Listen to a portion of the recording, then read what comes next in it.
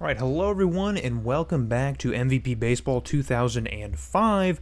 We are here in our annual trade deadline, July 31st episode in 2006 now, and this one is kind of going to double as a farm system kind of overview. Just take a look at what's going on the farm. Of course, get an update for our first rookie class, and then we might look into some trade deadline stuff. So I say might because we're certainly not a team that has it all put together, but we might be in that gray area of kind of stay put, because I think we have enough talent on the major league roster to kind of stay the pace that we're on, and I don't know if we have a ton of assets to move that could really make us a lot better. We don't have like a ton of money either to work with. I think we're still hovering around like $10 million, so we can't take on like a ton of money or anything to really kind of boost the team up. So I think we might just stay put.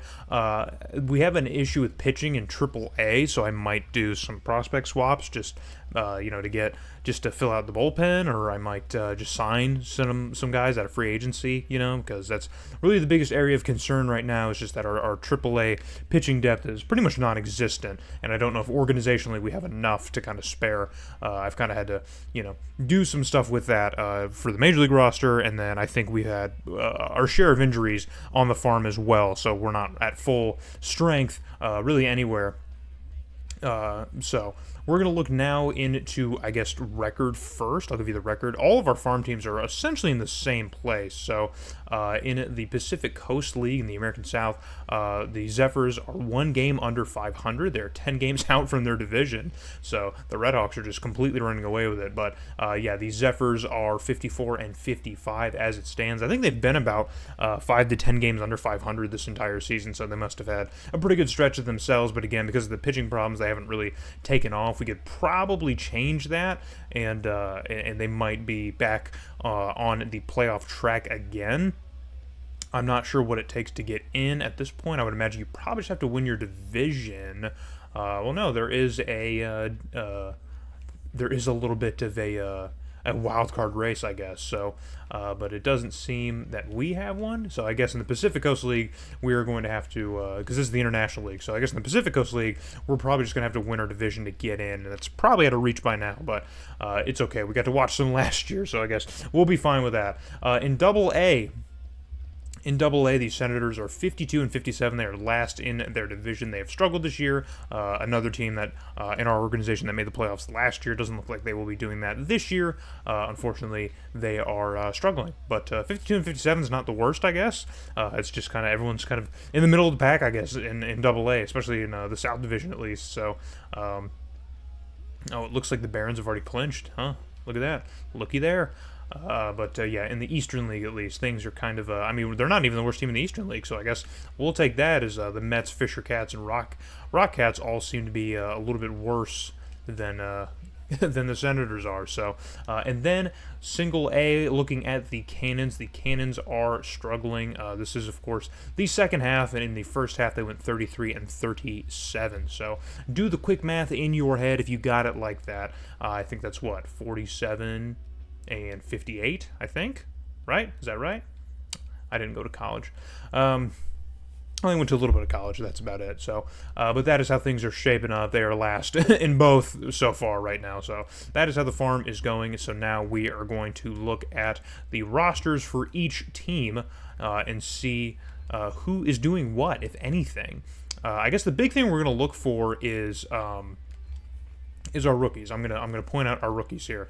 Because I guess the team as a whole, we're not looking to move really anybody, so we're just going to highlight, I guess, our rookies, but there are some performances and some numbers that we should look at. For example, we have Pete Trenuth, I thought there was another T in there. Pete Trenuth is having a pretty solid season down in AAA. He is 25, so he's ready to come up if he was to come up. He can play in the middle of the infield, so he might be a good swap out for Henry Mateo. Potentially. Mateo's been playing pretty well. He's at least been holding his own, but we do have Trenuth just sitting here kind of waiting. So, he could be a nice little option. It's nice to have that depth in the middle infield. It's a hard position to keep down, but we have quite a bit going on at that position. Woody Cordero is our first pick. He was our top pick in the draft. The game just auto-put him in New Orleans, and 20 years old, he is holding his own, man. He's hitting 273 with 12 jacks, slugging 426, and getting on base at a 381 clip. So he's not doing that bad in AAA. I personally would have stuck him somewhere else, but I just kind of let the game handle that. And he's doing well with New Orleans. So if he struggles, we'll move him down, but he seems to be doing pretty well at AAA. Ryan Church, who was a player who I think we were considering keeping on the big league club all season long, and then we just kind of had too much depth in the outfield to really need him in DC. He is having a great season himself, but he is 27, so he's kind of hitting way above where he needs to. He's a good minor league guy right now, but maybe he's someone that needs to move. I don't know. I don't really want to move any of our guys here, but I kind of want to hoard all the guys that we have. But someone like Ryan Church probably has no real reason to be here. He could probably move for something, so we might look into that. Ricky Matthews is having a decent season as well. 14 bombs, hitting 305, slugging 456. So the Zephyrs offense has been going pretty well, but like I said, I think the pitching has really just kind of held them back. They have really not been able to overcome that shortcoming because of how injuries and stuff have kind of went. So, and then here is our 4th round pick, Josue Bellinger, the catching prospect. He is hitting 270 with 5 bombs. He's only slugging 347, getting on base 320. He's 19, so I guess I could send him down. I don't know defensively how he's doing well, or how that development's really working. His OPS isn't really all that good, but he is hitting for average pretty well, so I guess he's someone who probably could just sit here. There's not really anyone else worth putting in. JD Corey is doing really well down in AAA, but I think it's a limited sample size. He only has 22 hits on the year, but he's slugging 755, which is absolutely absurd, and hitting 386. So JD Corey, something probably has to be done with him. He's a top prospect. He's not even playing every day, so maybe Ryan Church needs to be moved, and we just need to put JD Corey as the everyday center fielder here in New Orleans, and keep the path open for him to Washington, if that is what he wants. So, looking over now the Senators' offensive production here, Courtney Francisco is our 8th round pick from the draft, and he is absolutely tearing the cover off the ball. He's hitting 312 with 5 bombs, slugging 416. A good OPS in the high 700s, so he is doing pretty solid. You like to see that from an 8th round pick. Right below him is Bruce De La Rosa, who is the 3rd round pick out of the draft, and he's not hitting as well and hitting 274. He is 19. I could send him down to the Cannons, to the Portsmouth Cannons, if we feel so inclined. But these numbers aren't really terrible. It's just, kind of average, and you'd like your guys to kind of excel. And if they're hitting average at their level and their age indicates that they could be lower or higher, then that's a good way to evaluate. You know what I mean? He's 19 years old, and he's hitting just kind of average with the Senators. So maybe if we put him in single A, got his numbers up a little bit better, maybe that would be better for his development. But he's not hitting it too terribly right now as it stands. Wes Rodriguez is a third base prospect that I was kind of excited about. Maybe a replacement for Vinny Castilla in the short term. He's not hitting super well either, only hitting 259 with a 651 OPS. So, not great at all. He's not doing offensively all that well. He can play second base, so there might be a positional change or switch in the future for him if we can't really stick him out here. He is 20 years old, so, again, another guy that we probably could move, but Buddy Cable is another draft pick for us. He has our 6th round pick. He's hitting 242, but has 11 home runs as a shortstop, so I like that, and he can play anywhere in the infield, which I also like. But again, another guy who's 19 years old who could probably be playing for the Cannons right now, and maybe should be, but His OPS is eclipsing on 700. It's very close to 700, so if he was just hitting a little bit better, just a teensy-weensy bit better, those numbers would be at least a little bit better for me, but yeah, he's kind of struggling so far right now early on in his professional career. And then Craig Ishii, a second base prospect who is also our 5th round pick, so we have our 5th and 6th playing in the middle infield here in Double-A, but Craig Ishii is having a much better time in his professional career. He's hitting 286. OPS is still pretty low. He's only hitting, he's got a 664 OPS, but he's hitting for average, so, you know, good batting average, but nothing else is really happening. He seems to be just a purely contact guy, not really hitting for extra bases or any power or anything like that. He's just only got 1 home run. So, again, man, both of these guys are 19, so, man, it's hard to make a decision on that. I don't know what the average age is here. I mean, our catcher's 25 years old in Double-A. It's crazy. that is wild. He's a career guy. Our DH is 25. So we'll see what the Single-A roster looks like. And if there's a lot of age on the Cannons, then maybe we'll swap some guys around. But heading to the bench now, there's no one really of importance on the bench, but Nate Bruce, who I think was a Triple-A guy for us last year, if I remember correctly. I think he have a couple important hits in the Pacific Coast League playoffs. I feel like he did, but he's not hitting too much. I guess. Well, he's got 105. Does that mean he's the everyday guy? Interesting. Maybe you should be somewhere else, buddy. Maybe you need to be somewhere else, not here. You're stuck down here. You need to be moved. Same with Alan Blue, and he's hitting better than Rodriguez is, but he is a little bit older. He's only 21, so maybe is there room up here? Is there any depth here? Of course, Brendan Harris. Yeah. See, I'm mathing with the roster in real time here, trying to see what we got here in real time, what we can do, what we can move. So let's look at Single-A and see if there's really anything else that we can do. So at first base is Sterling Valdez, who is our 9th round pick. He is hitting 258 with an OPS, a 678 OPS.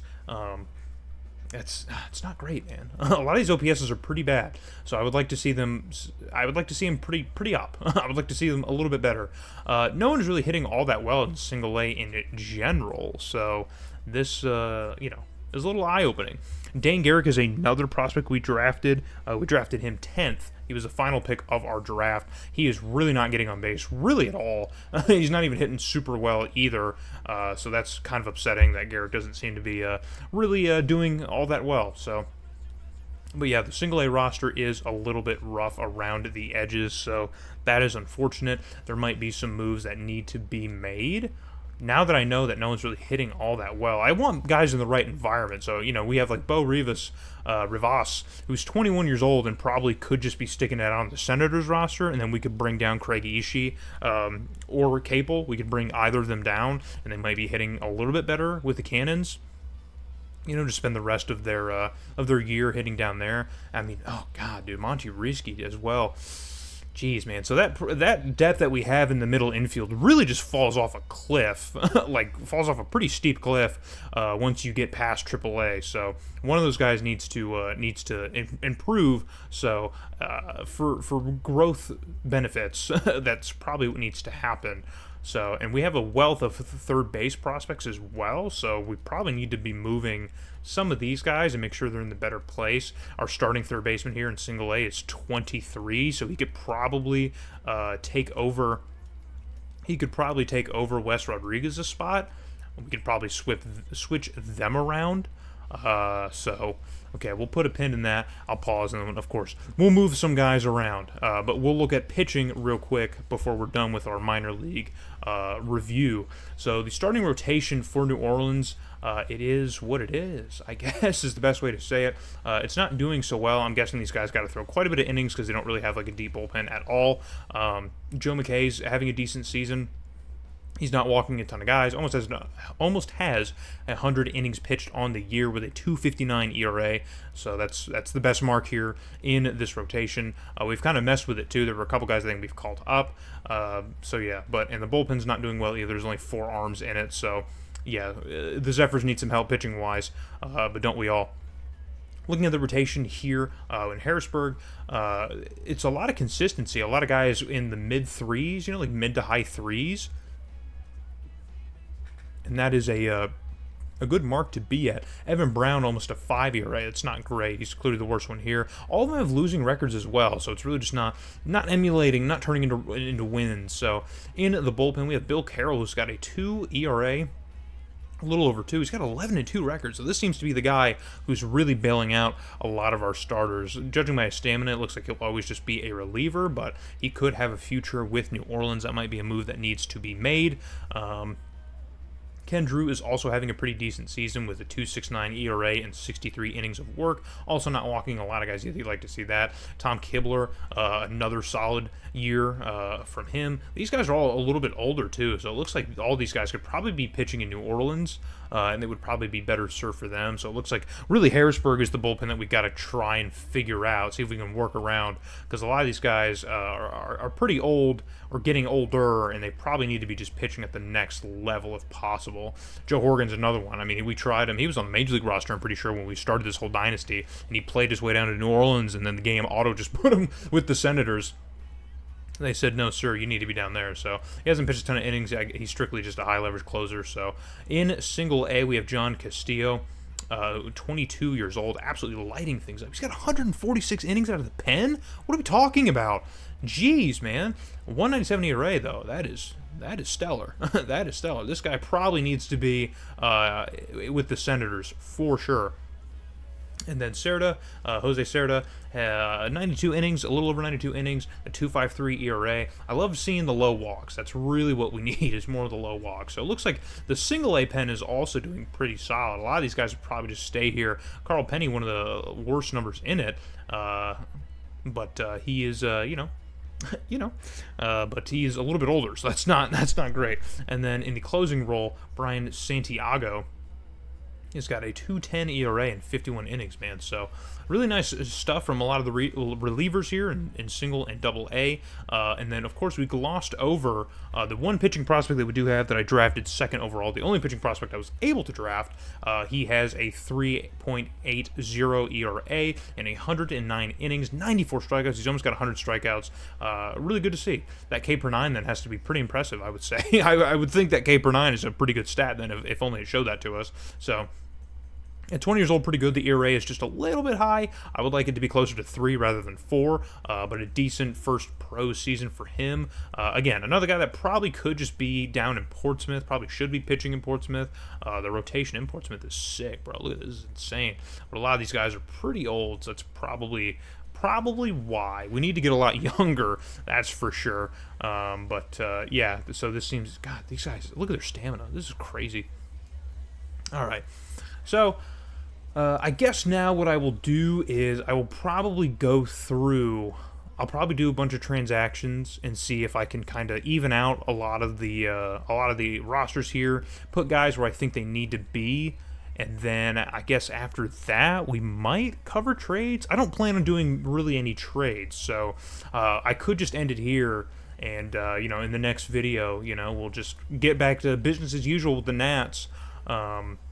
There might be a trade or two.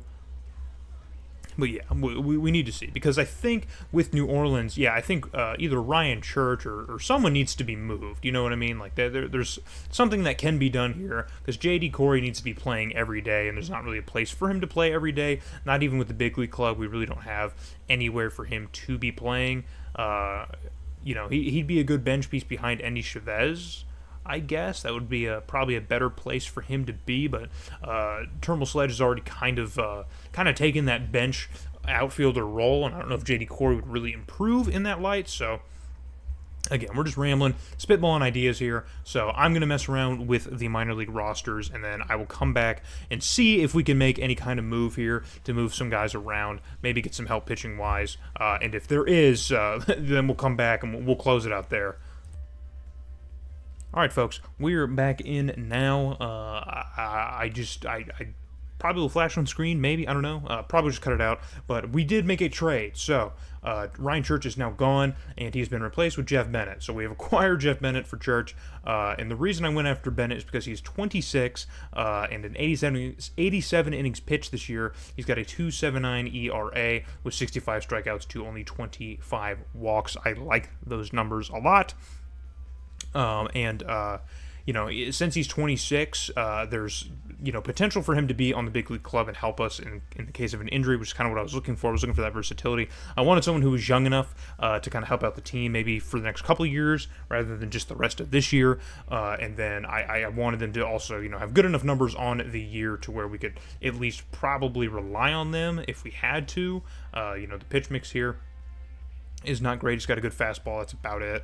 And we probably gave a little bit more, but the problem that we had was there really wasn't much of an opening for J.D. Corey to play every day, which is really the big important thing, because as a prospect, J.D. Corey is much more important to us than Ryan Church was, so I'm willing to part ways with Church, maybe lose a little bit in exchange of getting J.D. Corey some time every day, because I do see a future for J.D. Corey with the big league club, so this is the first step towards that. Otherwise, barring injury and roster limitations, there wasn't much else I could do. I had moved Wes Rodriguez, and once I saw his numbers in single A, I realized that the game was just auto-moving my players around on their own, so I don't want to mess with that, dude. I'm just going to let it go. I'm going to let it happen, because as I learned from spring training, oh boy, I hate when it does that. See, I lost my train of thought now, because the game, see, I'm just going to blame the game, all right? I'm going to be like Darkseid Phil, and I'm going to blame the game and not blame myself. But either way, from spring training, what we learned is that people are going to develop regardless whether I want them to or not. And so we're just going to let it go. We're just going to let it go. And then, now it's yelling at me because the Nationals don't have enough, because I sent down somebody. It should be fine. I guess we have enough room for one more reliever. Maybe I'll bring him up. Yeah, I'll bring up that reliever that we just traded for. We'll bring him up here. And boom, now we turned in just a AAA outfielder. We turned him into a big league reliever. How does that feel? So hopefully that doesn't blow up in our face. Doesn't look like he has pitched in the bigs at all this year, so we're going to give him that chance, I guess. We probably won't use him too much, but hey, now he's on the team, and now we have the full roster, and the game will quit yelling at me, and we can look ahead to our final schedule for August, because I don't think I did anything with it in the last game, or in the last video, excuse me. I'm losing my mind. We got to get out of here. So, covering the schedule now. We have a home series against the Cardinals to kick off the month of August. Then we are on the road to Houston to play the Astros, and then we have to go all the way out to Arizona to play the Diamondbacks, who will probably spotlight this series since I love Chase Field. I just love it so much. And then we have another home stint with the Rockies and Giants coming to D.C., and then we have another road stint back to the West Coast to play the Padres and the Dodgers back-to-back. 4-game set against the Dodgers, so we might look at this one actually instead. And then we come home to play the Astros and the Diamondbacks again. Our schedule from the first week of the season repeats in the second week. So that is how August is going to stack up here. Hopefully we can replicate what we did in July, because if we do, then we might even be talking wild card playoffs. Can you believe it? I can't believe it. But that is how this little deadline and little minor league review is going to work out. We have some guys doing what they're doing. We got to look at all of our 10 draft picks from our first draft as GM, and we moved around a piece here, got one piece put in place that I think is going to help us out long term, and then we also added a reliever to the Major League pen, which, can't really hurt, because we need all the help we can get when it comes to pitching in most cases. So hopefully that all works out, and in the next video here, we will either be in Arizona or in LA or San Diego. One of those 3 series I will focus on. I'll just see how we're feeling at the time. So hope to see you guys in that next episode when we take on August.